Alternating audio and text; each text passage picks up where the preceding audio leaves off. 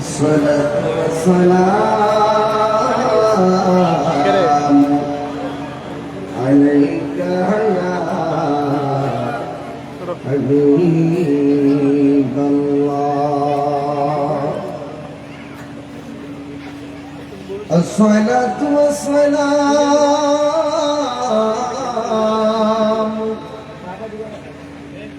عليك يا شفيع المذنبين.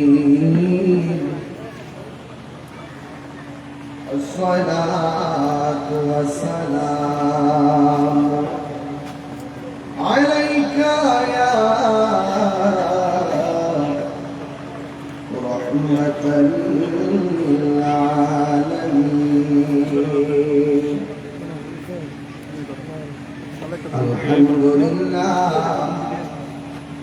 الحمد لله حمدا حمدا، والشكر لله شكرا شكرا، الذي خلقنا ورزقنا لا تأخذه سنة ولا نوم. والصلاة والسلام على أشرف الأنبياء والمرسلين، وعلى آله وأصحابه وأزواجه وذريته أجمعين، الذي أرسله بالحق بشيرا ونذيرا وداعيا إلى الله بإذنه وسراجا منيرا. إن الله وملائكته يصلون على النبي يا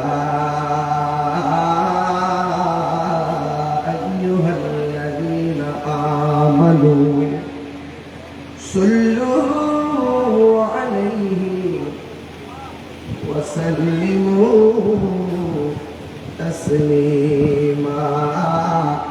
اللهم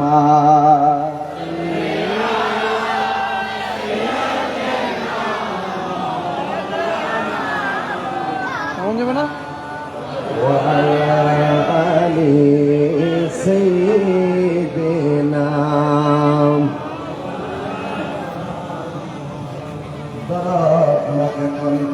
اللهم صل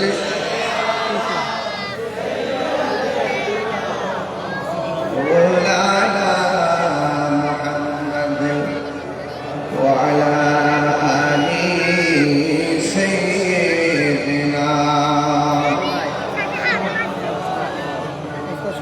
গানের সুর মাঝে শুনেছি আজানের সুর মাঝে শুনেছি কোরআনের সুর মাঝে শুনেছি যে নাম, আজানের সুর মাঝে শুনেছি ও নাম শুনেছি আমি আমার হৃদয়, ও নাম শুনেছি আমি আমার হৃদয়। হে রাসূল নবীজি তোমার, হে রাসূল নবীজি তোমার। সুবহানাল্লাহ। আরশের বুকে লেখা ও মধুর নাম, তামাম আলোক ফুল জানায় সালাম। মানুষের বুকে লেখা ও মধুর নাম তামাম আলোকুল জানাই সালাম ব্যথিত মানবতা খুঁজে ফিরে হায় ব্যথিত মানবতা খুঁজে ফিরে হায় হে রাসূল নবীজি তোমায় হে রাসূল নবীজি তোমায় আমি কোরআনের সুর মাঝে শুনেছি যে নাম আজানের সুর মাঝে শুনেছি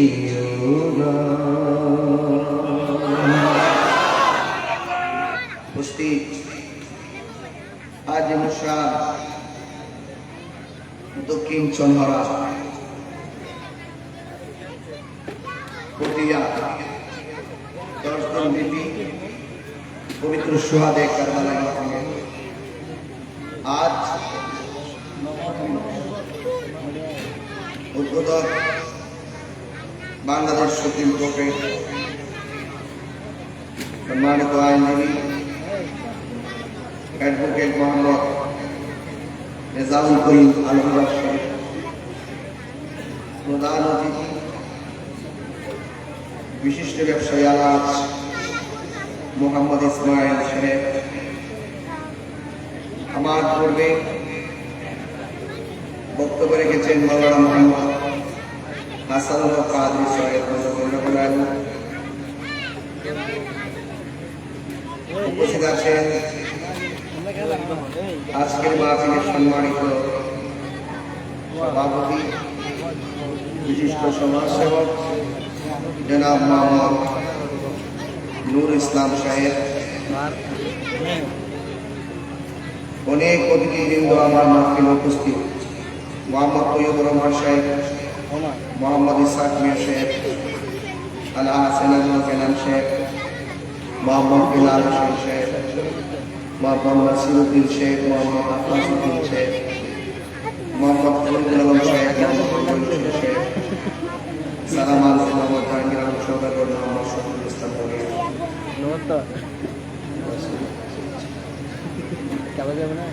যেই মহান রব্বে কারীম আমাদের সকল আজকের মাহফিলে আসার সুযোগ দিয়েছেন, শুকরিয়া আদান করুন আলহামদুলিল্লাহ।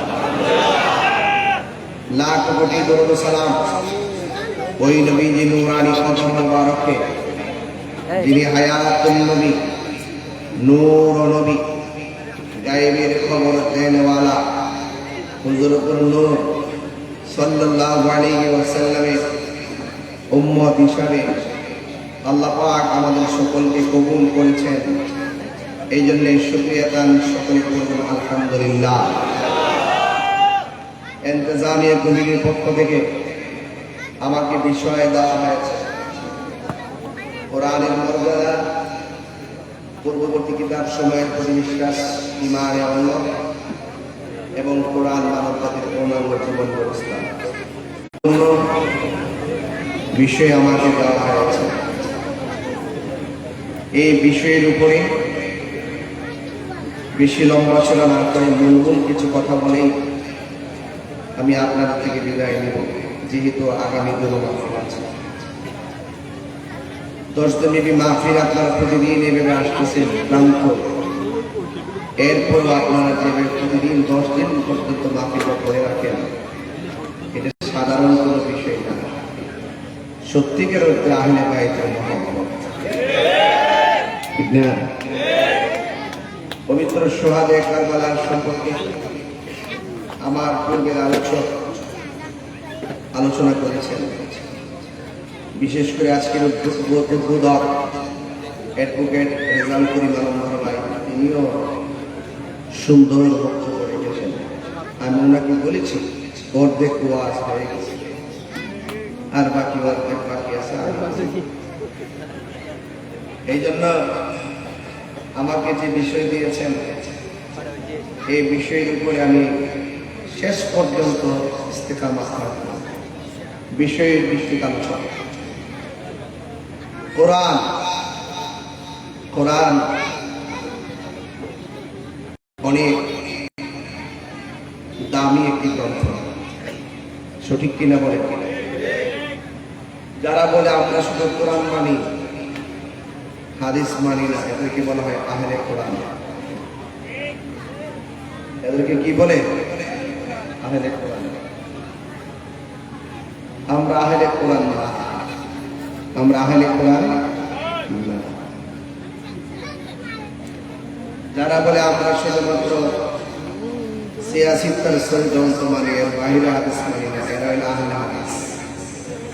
এরা কি আহলে হাদিস? আমরা আহলে হাদিস না, আমরা আহলে সুন্নাত ওয়াল জামাত। যারা কোরআনও মানি, সুন্নাহও মানি। আমাকে দিয়েছেন কোরআন, আমি আপনাদেরকে কোরআন থেকে সুন্নাত ওয়াল জামাত।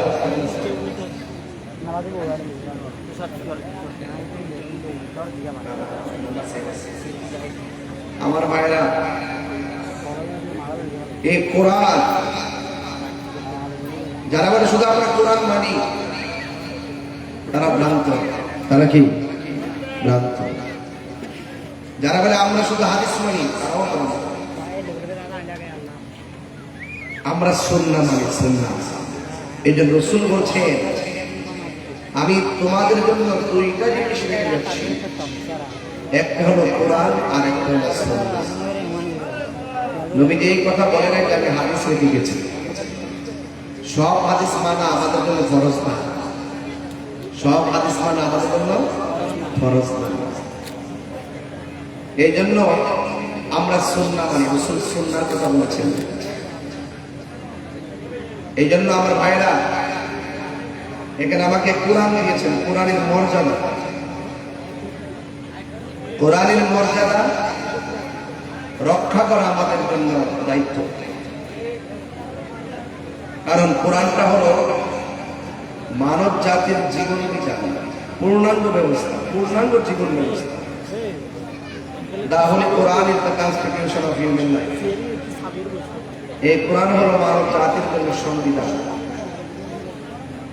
রাসূল বলে গেছেন, আমি তোমাদের কাছে দুইটা জিনিস রেখে যাচ্ছি, একটা হলো কোরআন আর একটা হলো আমার আহলে বাইত। জোরে বলেন না সুবহানাল্লাহ। বুঝছেন তো? শুধু এই কথাটা যদি বুঝেন তাহলে আমার ওয়াজ বুঝবেন, নাইলে ওয়াজ বুঝবেন না। কোরআন তো এজিদও পড়ছে, কোরআন তো কারবালার মাঠের সবাই পড়ছে, এরা তো কোরআনে হাফেজা ছিল, ভিতরে ছিল না আহলে বাইতের মুহাব্বত।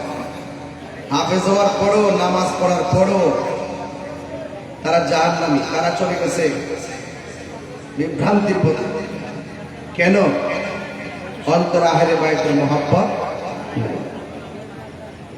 এই জন্য রাসূল বলেছেন, আমি তোমাদের কাছে দিনকে আজকের দিনে পূর্ণ করে গেলাম। আমার ভাইরা, আমার নবীর উপরে আল্লাহ পাক শুধু 23 বছরে অবস্থার নিরিখে কোরআনকে নাজিল করেছেন। কোরআন কিন্তু একসাথে নাজিল হয় নাই, প্রেক্ষাপট আছে। একটা শানে নুজুল, একটা শানে উরুদ। বাংলাদেশের মৌলবীরা তো ওয়াজ উঠলে তাফসিরে আমেরিকা আর তাফসিরে ইন্ডিয়া, এর বাইরে কোনো ওয়াজ নেই। চেয়ার পাইলে ওয়াজ সব শেষ, বান্ডেল পাইলে সব শেষ। কয়েকদিন আগে জান্নাতে টিকিট দিচ্ছে না,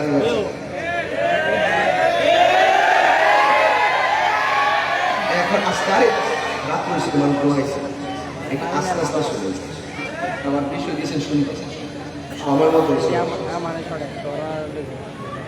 এটা একটা অফার আসছিল নির্বাচনের জন্য, নির্বাচন শেষ, অফারও শেষ।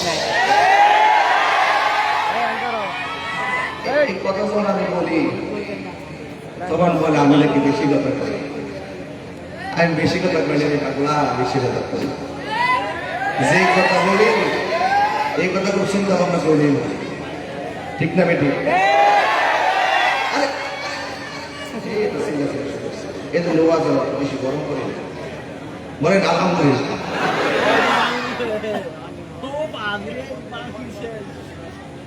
আবার অফার আসতেছে সামনে, উপজেলা চেয়ারম্যান, এগুলো অফার, রাষ্ট্র অফার। ওরা যে জান্নাতে বিক্রি করে এই ঠিকানা ভালো করতে পারে, ওই আমাদের দিকে রাসূল বলেন আমি তোমাদের জন্য দুইটা জিনিস রেখে যাচ্ছি, একটা হলো আমার আল্লাহর কোরআন, আরেকটা হলো আমার আহলে বাইতের মহব্বত। এই দুইটা জিনিসকে যারা আঁকড়ে ধরবে তারা কোনো গামছা দিলেও কিয়ামত পর্যন্ত তারা গোমরা হবে না। এই জন্য আমরা সুন্নিদেরকে কেউ টাকা দিয়ে কিনতে পারে না, চেয়ার দিয়ে কিনতে পারে না। কথা বলে কামটা বেটি, আমাদেরকে কেনার মতো টাকা আল্লাহ শিখাবে না, কারণ আমরা জানি আমাদের টাকার চাইতে ইমানের দাম বেশি। আপনাদের মনে করেন যে আমি এক ম্যাগাজিন চাইলে বলতে অপেক্ষা করি কোরআন, এই কোরআন দেখায় দেখায় বহু বিভ্রান্ত করতেছে আপনাদেরকে। এই কোরআন দেখায় দেখায় ইসলামের কথা বলে বলে বহু বিভ্রান্ত করতেছে আপনাদেরকে। তার মুখে ইসলামের কথা বলে হৃদয় ইসলাম নাই। ইজিদ পন্থীদের মুখে কালাম ছিল, আল্লাহু আকবার ধ্বনি ছিল, কোরআনের তেলাওয়াত ছিল, মাথার মধ্যে পাগড়ি ছিল, কোরআন কোরআন কোরআন কোরআন, ইসলাম ইসলাম ইসলাম ইসলাম, আল্লাহ আল্লাহ আল্লাহ আল্লাহ, আপনারা আসুন আমরা আপনার কাছে মুরিদ হব, এইভাবে সুন্দর কথা বলতো। ঠিক তাদের প্রতিচ্ছবি বাংলাদেশে এখন দেখা যাচ্ছে।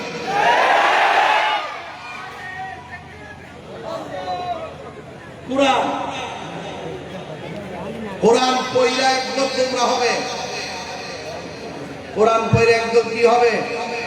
কথা কমে গেলে কি হবে? গোমরা হবে। কোরআন তেলাওয়াত করবে কিন্তু কণ্ঠের নিচে কোরআনের দরদ ঢুকবে না। এদের মুখের মধ্যে তেলাওয়াত খুব সুন্দর, কি সুন্দর সমীকরণ, এদের লাইনটা, এদের লাইনটা খুব সুন্দর। ওই কারবালা মাঠ থেকে যেটা করে কইছে, একটা আছে হুসাইনের প্রেমে, আর একটা গেছে এজিদের গৌরবে।